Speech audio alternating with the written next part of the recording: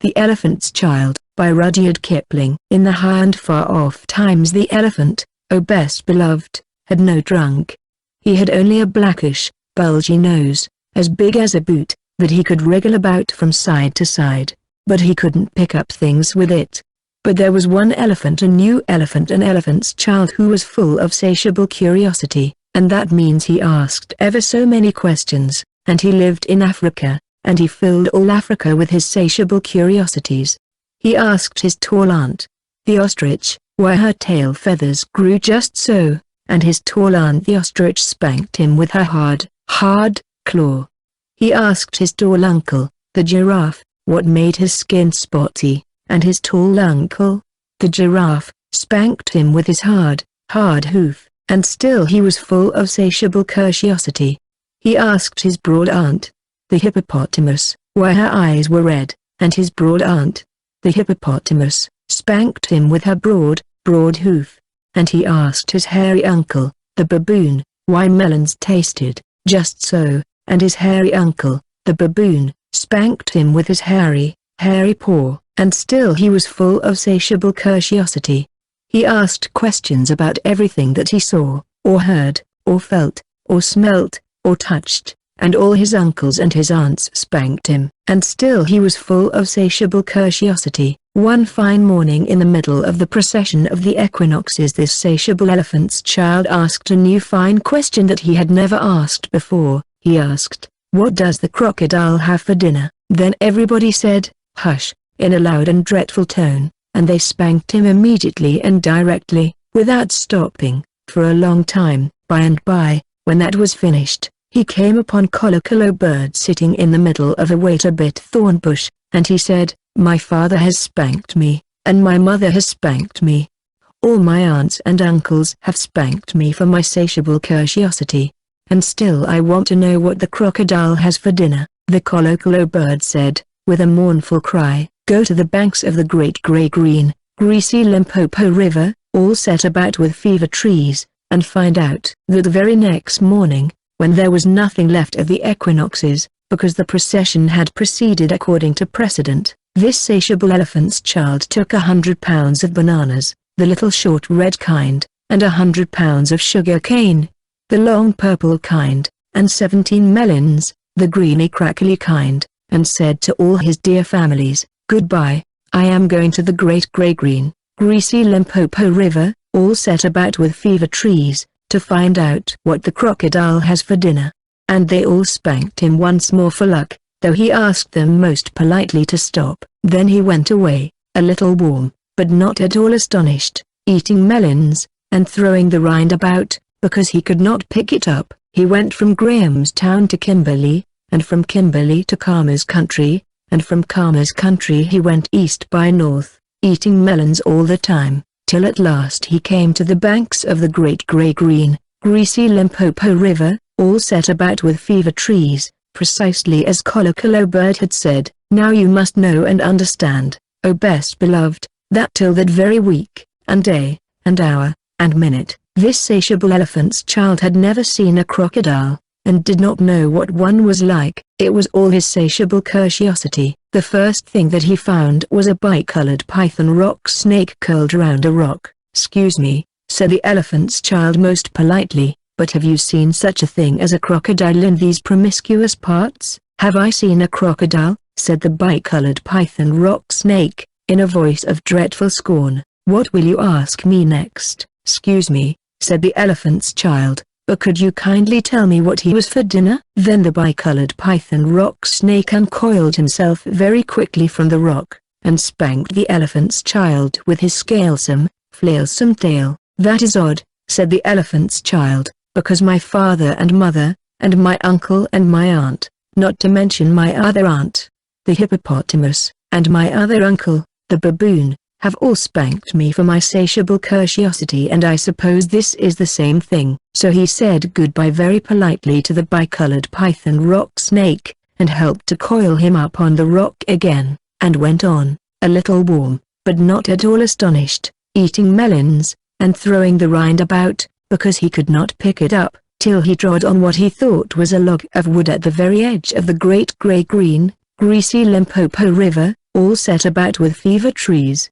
But it was really the crocodile, oh best beloved, and the crocodile winked one eye like this. "Excuse me," said the elephant's child most politely, "but do you happen to have seen a crocodile in these promiscuous parts?" Then the crocodile winked the other eye, and lifted half his tail out of the mud, and the elephant's child stepped back most politely, because he did not wish to be spanked again. "Come hither, little one," said the crocodile. "Why do you ask such things?" "Excuse me," said the elephant's child most politely, "but my father has spanked me, my mother has spanked me, not to mention my tall aunt, the ostrich, and my tall uncle, the giraffe, who can kick ever so hard, as well as my broad aunt, the hippopotamus, and my hairy uncle, the baboon, and including the bicolored python rock snake, with the scalesome, flailsome tail, just up the bank, who spanks harder than any of them. And so, if it's quite all the same to you, I don't want to be spanked any more." "Come hither, little one," said the crocodile, "for I am the crocodile," and he wept crocodile tears to show it was quite true. Then the elephant's child grew all breathless, and panted, and kneeled down on the bank and said, "You are the very person I have been looking for all these long days. Will you please tell me what you have for dinner?" "Come hither, little one," said the crocodile, "and I'll whisper." Then the elephant's child put his head down close to the crocodile's musky, tusky mouth, and the crocodile caught him by his little nose, which up to that very week, day, hour, and minute, had been no bigger than a boot, though much more useful, I think, said the crocodile, and he said it between his teeth, like this. "I think today I will begin with elephant's child." At this, "Oh best beloved," the elephant's child was much annoyed, and he said, speaking through his nose, like this, "Let go, you are hurt Igby." Then the bicolored python rock snake scuffled down from the bank and said, "My young friend, if you do not now, immediately and instantly, pull as hard as ever you can, it is my opinion that your acquaintance in the large pattern leather ulster," and by this he meant the crocodile, "will jerk you into yonder limpid stream before you can say Jack Robinson." This is the way bicolored python rock snake always talked. Then the elephant's child sat back on his little haunches, and pulled, and pulled, and pulled, and his nose began to stretch, and the crocodile floundered into the water, making it all creamy with great sweeps of his tail. And he pulled, and pulled, and pulled, and the elephant's child's nose kept on stretching, and the elephant's child spread all his little forelegs and pulled, and pulled, and pulled, and his nose kept on stretching, and the crocodile threshed his tail like an oar, and he pulled, and pulled, and pulled, and at each pull the elephant's child's nose grew longer and longer, and it hurt him hideous. Then the elephant's child felt his legs slipping, and he said through his nose, which was now nearly 5 feet long, "This is too much for thee." Then the bicolored python rock snake came down from the bank, and knotted himself in a double clove hitch round the elephant's child's hind legs, and said, "Rash and inexperienced traveler, we will now seriously devote ourselves to a little high tension, because if we do not, it is my impression that yonder self-propelling man of war with the armor-plated upper deck, and by this, oh best beloved, he meant the crocodile, will permanently vitiate your future career." That is the way all bicolored python rock snakes always talk. So he pulled, and the elephant's child pulled, and the crocodile pulled, but the elephant's child and the bicolored python rock snake pulled hardest, and at last the crocodile let go of the elephant's child's nose with a plop that you could hear all up and down the Limpopo. Then the elephant's child sat down most hard and sudden. But first he was careful to say thank you to the bicolored python rock snake, and next he was kind to his poor pulled nose, and wrapped it all up in cool banana leaves, and hung it in the great gray-green greasy Limpopo to cool. "What are you doing that for?" said the bicolored python rock snake. "Excuse me," said the elephant's child, "but my nose is badly out of shape, and I am waiting for it to shrink." "Then you will have to wait a long time," said the bicolored python rock snake. "Some people do not know what is good for them." The elephant's child sat there for 3 days waiting for his nose to shrink. But it never grew any shorter, and, besides, it made him squint. For, "O best beloved, you will understand that the crocodile had pulled it out into a really truly trunk, same as all elephants have today. At the end of the third day a fly came and stung him on the shoulder, and before he knew what he was doing he lifted up his trunk and hit that fly dead with the end of it." "Vantage number 1, said the bicolored python rock snake, "you couldn't have done that with a mere smear nose. Try and eat a little now." Before he thought what he was doing the elephant's child put out his trunk and plucked a large bundle of grass, dusted it clean against his forelegs, and stuffed it into his mouth. "Vantage number 2, said the bicolored python rock snake, "you couldn't have done that with a mere smear nose. Don't you think the sun is very hot here?" "It is," said the elephant's child, and before he thought what he was doing he slooped up a sloop of mud from the banks of the great gray-green, greasy Limpopo,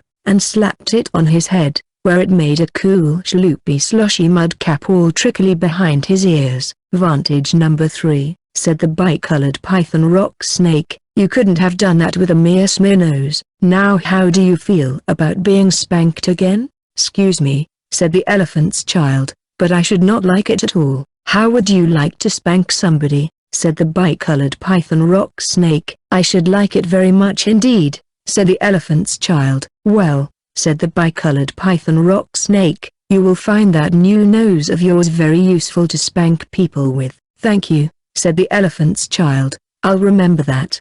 And now I think I'll go home to all my dear families and try." So the elephant's child went home across Africa frisking and whisking his trunk. When he wanted fruit to eat he pulled fruit down from a tree, instead of waiting for it to fall as he used to do. When he wanted grass he plucked grass up from the ground, instead of going on his knees as he used to do. When the flies bit him he broke off the branch of a tree and used it as a fly whisk, and he made himself a new, cool slushy mud cap whenever the sun was hot. When he felt lonely walking through Africa he sang to himself down his trunk, and the noise was louder than several brass bands. He went especially out of his way to find a broad hippopotamus. She was no relation of his, and he spanked her very hard, to make sure that the bicolored python rock snake had spoken the truth about his new trunk. The rest of the time he picked up the melon rinds that he had dropped on his way to the Limpopo, for he was a tidy pachyderm. One dark evening he came back to all his dear families,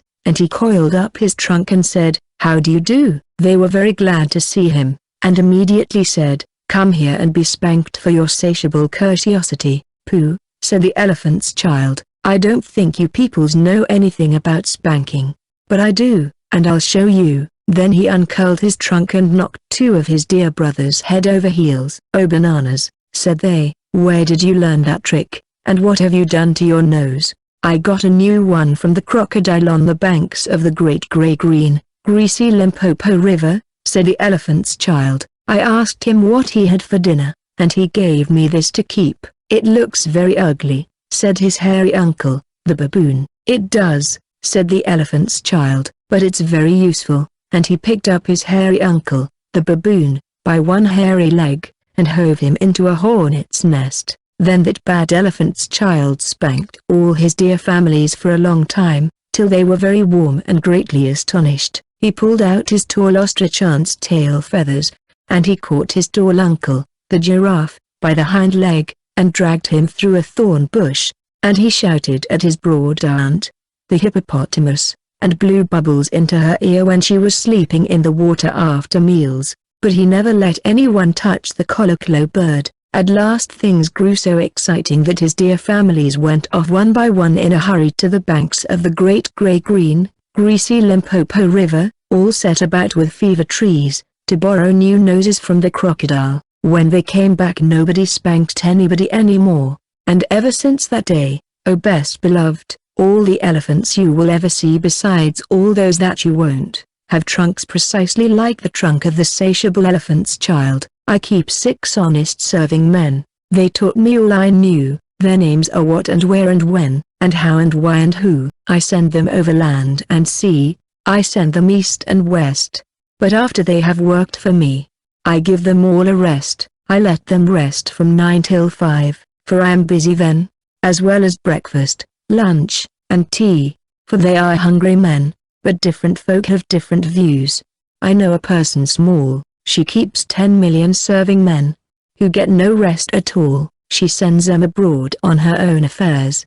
From the second she opens her eyes, 1 million hows, 2 million ways, and 7 million whys,